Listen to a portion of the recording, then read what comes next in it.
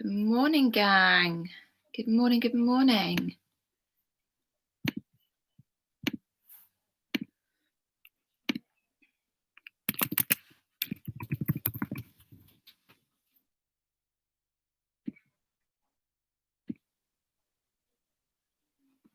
Hope you are all well. I know some of you are not going to be able to join because you're in school. Just move us along slightly. There we go.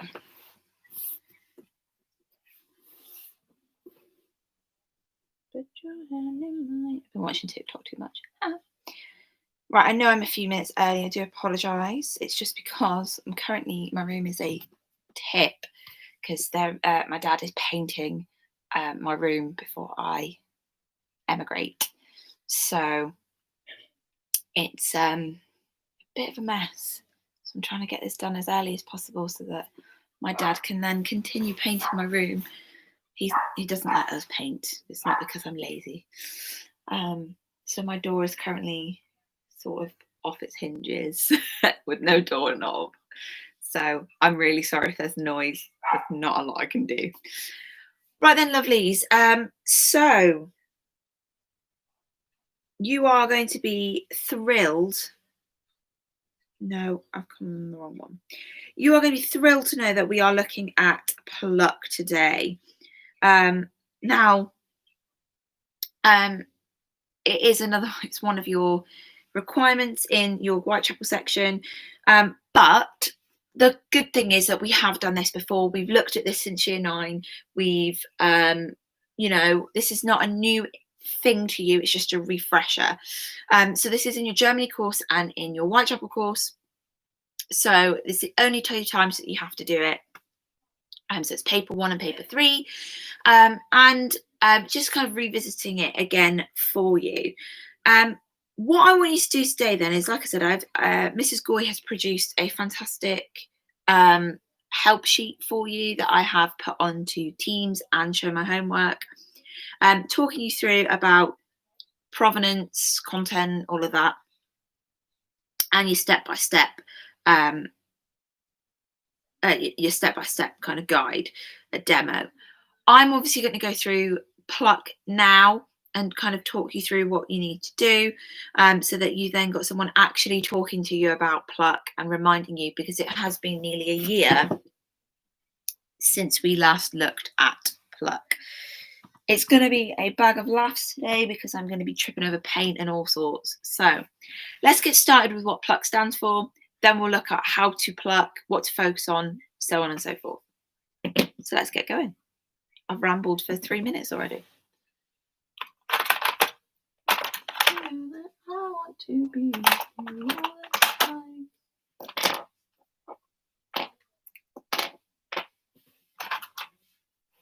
right, let's start with the P then.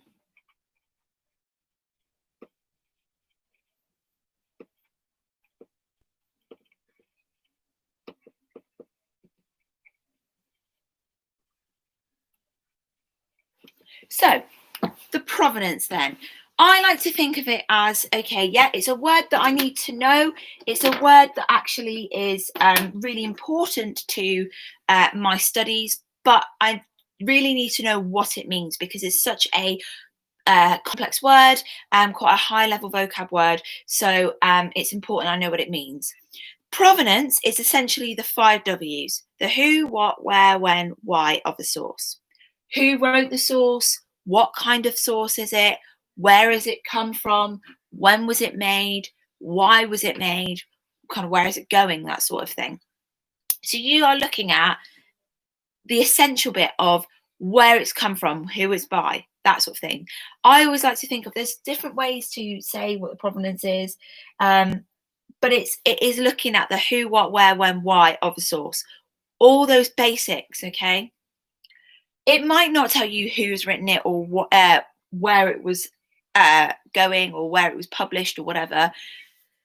But,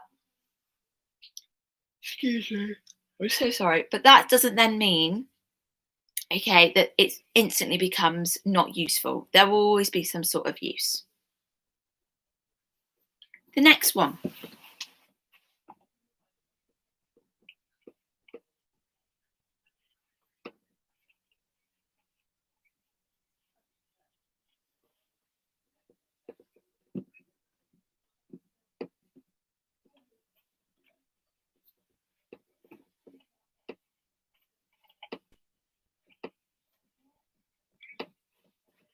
If something is limited, you usually have, it's like a boundary, okay? If you say, so, oh, well, that's limited, or there are limitations to it.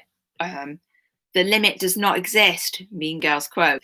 A limit usually means that there is a boundary that you can go to. So, for example, in this country, the majority of roads are a 30-mile-an-hour speed limit, meaning that you can go all the way up to 30 miles an hour, but that is where you are meant to stop. That is your boundary. Okay, now if you're looking at limitations, then that is the boundary of, okay, where it's gone from being good, where it's been gone from being a strong source to it's poor, it's bad, it's weak, where a source falls down, where you can kind of no longer trust the source, where you think, that's suspicious. Don't be suspicious. Don't be suspicious. You can tell I've been on TikTok. And you've got that bad element of a source.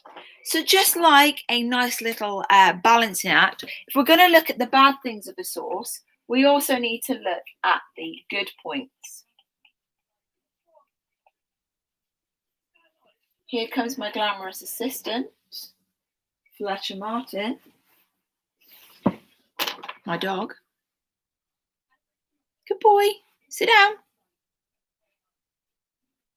Good boy.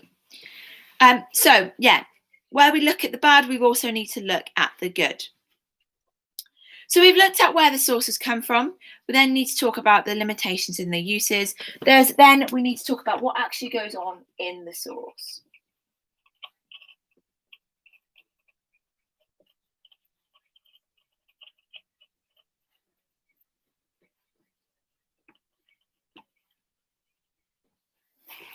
What does the source actually tell you? What information can you get from that source? What information do you learn from that source in front of you? Hello. You want to be in the lesson? Excellent. Sorry, I now have a TA. He's called Fletcher. Now, sit there like a good boy. It might be a picture then. So what can you see in that picture? What can you grab from that picture? What information is it telling you? Obviously, it's got to be linked to the question, but what are you learning from that source? Not what you know. What does that source smack bang in front of you tell you what is going on?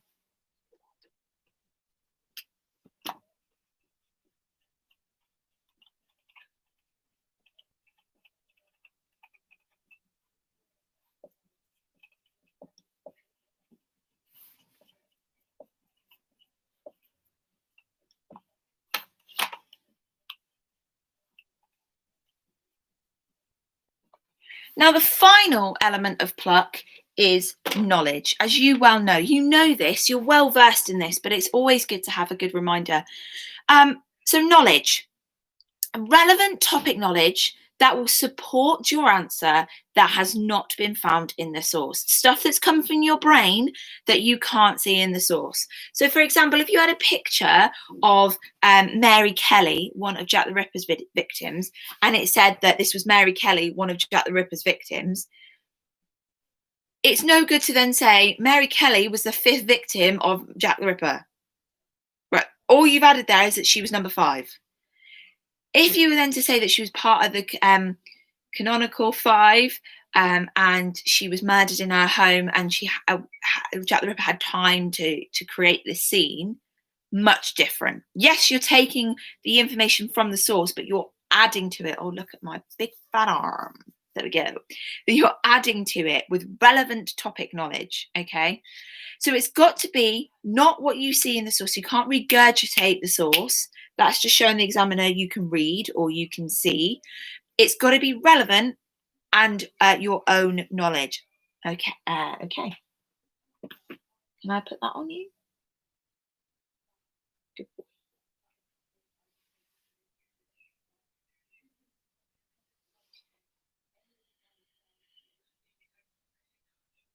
Here we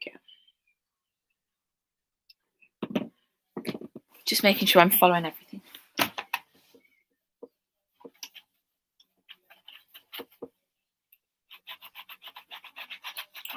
Pluck up in the corner. Sorry, this takes me a while because this board isn't the best. It's done a job over lockdown, but it will be making its way into the bin after teaching online. There we go. So we've got provenance, limitations, uses, content, and knowledge. You know that every source has two parts: the provenance and the content, where it's come from and what it actually says. Now, when you are looking at a how useful question, because that's what a PLUT question will look like, is how useful are sources A and B into an inquiry of you are going to be looking, oh, nice voice crack, at the provenance and the content. Now, when you do that, you are going to look at this each source in 4 different ways. Here's how.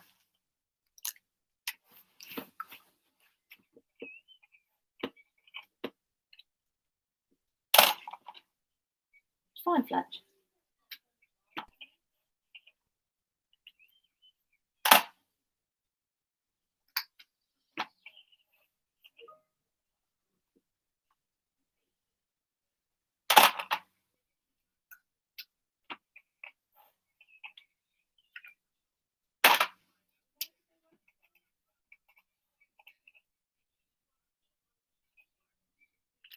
There we go.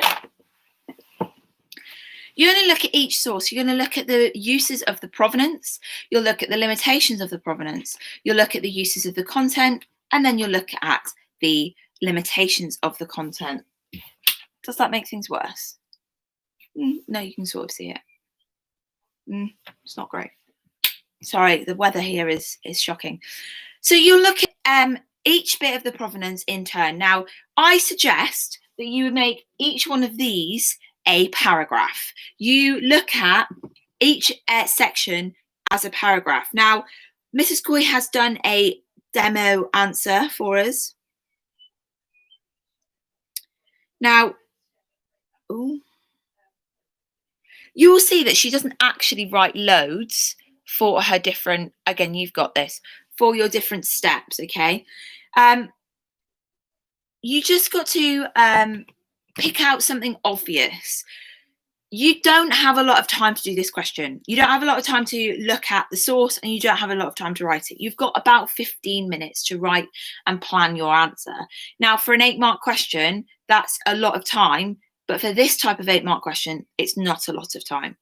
So I would suggest and stress highly that your focus is mainly on these things.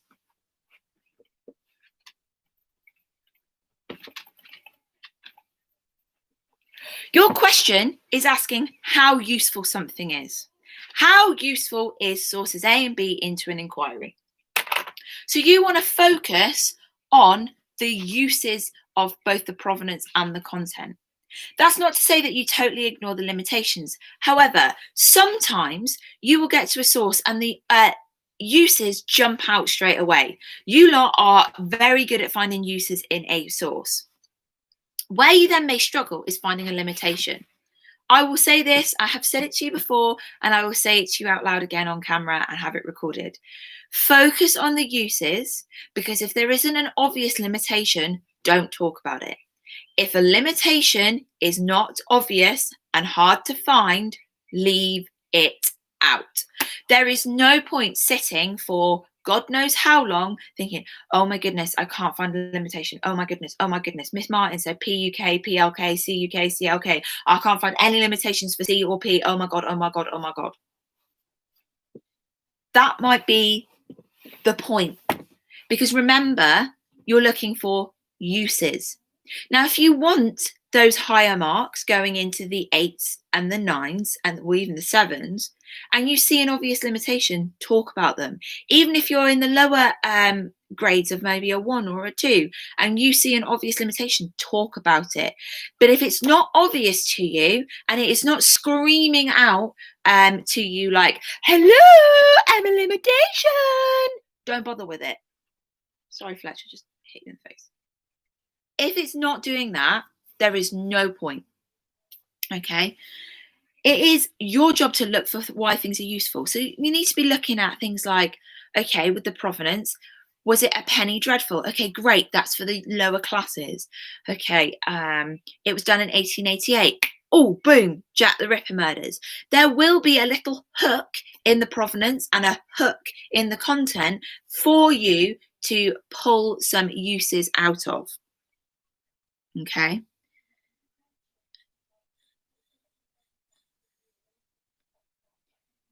But the crux of it all, the thing that is the most important, is your own knowledge.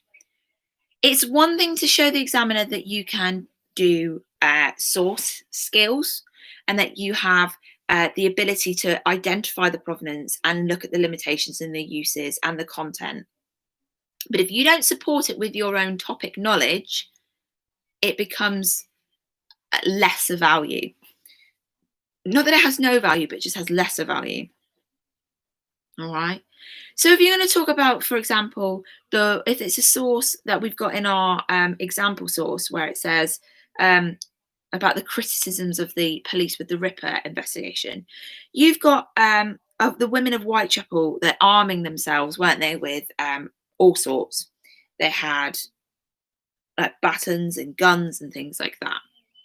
Now, obviously, we can talk about the provenance, but with the content, you can talk about how it's accurate because the police were criticised for their handling of the Jack the Ripper case because no one was being caught. Now, we would then could support that with that. We know people were scared because George Lusk set up the Whitechapel Vigilance Committee. Now, the Whitechapel Vigilance Committee were an amateur group who used to patrol the streets at night, set up a reward system in order to try and keep, the people of Whitechapel safe from Jack the Ripper because they felt the police weren't doing enough. Boom. That little nugget about the Whitechapel Vigilance Committee shows that you have an understanding of your topic and supports the source. So it doesn't have to be loads of knowledge, but it just needs to be a strong piece of evidence from your own knowledge that links to the source. But it cannot come from the source directly. So you can't talk about how... Are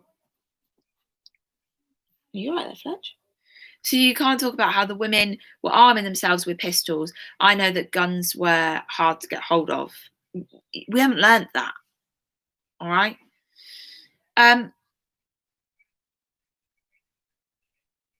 I would recommend you read through the slide that Mrs. Goy's put together for us and use kind of what I've been going over today before you have a go at the practice source. Remember, you need to use the language of pluck. So you need to use the word provenance. You need to use limitations or limited or limitations or limited or useful or uses, content. You can write, I know. You don't have to, but if you need to certainly use these 4 words, these 4 terms in your answer, because it directs and shows the examiner, I have that higher level of vocabulary, I understand what I've got to do, and also I know what these terms actually mean, okay? And it leads you very nicely into those things. So the provenance of source A is useful because... The provenance of source A is limited because the content of source A is useful because the content of source A is limited because you can use those same sentence structure starters each time. They're not looking at how you've written it. Is it like prose? Is it have you written it as a narrative? They're not looking for that like they are in the Cold War with the different links in the organization. What they're looking for is your skill set and your knowledge. So if you need to direct yourself by putting your sentence starter of the provenance is useful, the provenance is limited, the content is useful, the content is limited, they aren't going to mark you down for that. In fact, they'll probably praise you for that. Mrs. Moore, who marked the Germany paper last year and the year before, she marks this question for the Germany paper and said the children that did better, the people that were doing the exams did better when they had a guiding sentence because it focused their answer. So, for today, what I want you to do is I've talked you through what pluck looks like and how to structure it. Remember, you've got to focus on the uses. If there are limitations, great. If they're not obvious, don't go for them. Try and structure it as PUK, PLK, CUK, CLK. Again, with a strong emphasis on the U's rather than the L's. Thread in your own knowledge the whole way through your answer, meaning relevant to the topic but not directly from the source. Remembering that the provenance is the 5 W's: who, what, where, when, why, who wrote it, what type of source is it, where has it come from, when was it written, why was it written. And the content is what the actual source shows you or tells you, stuff that you can directly grab from the source. My final pointer. Can you wait? Really? They say don't work with children or animals. If you have got a written source, a source that's not an image, a source that has got text, quote from it. Use that to support your answer. If you're talking about it's useful because it says blah, blah, blah, blah, blah, great. It doesn't matter that it's not your own words as long as you put quotations around it because it shows you are directly pulling from the source. All right. So those are my kind of top tips. Can you wait, please, and stop being impatient? I'm trying to teach a lesson. You interrupted. I want you to have a go, please, at evaluating the source that I have set, which is the question is how useful is source A for an inquiry into criticisms of the police during the Ripper investigation? Now, I'm only getting you to do one source to practice, okay? So just this one here. All right, please excuse my cracked screen. You're going to look at source A, which is an illustration from the cover of the Illustrated Police News, showing local people, I can't see it, mocking a policeman from H Division in 1888, the year of the Ripper. You've got the provenance and you've got the content of the actual policeman. I want to know what's useful about the provenance and what's useful about the content, please, as a practice. If you need anything, give me a shout either on Teams or an email. But otherwise, have a great day, stay safe, and a bit of breaking news for you, if you haven't seen already, is that Vera Lynn has died today. 2020 is officially cancelled. Hopefully I'll see you in a few weeks in terms of in school. Fingers crossed, who knows. But stay safe. If you are in school today, get this to me when you can. If you're not in school today, still get this to me as soon as you can. Yeah, if you need any help, give me a shout. Bye.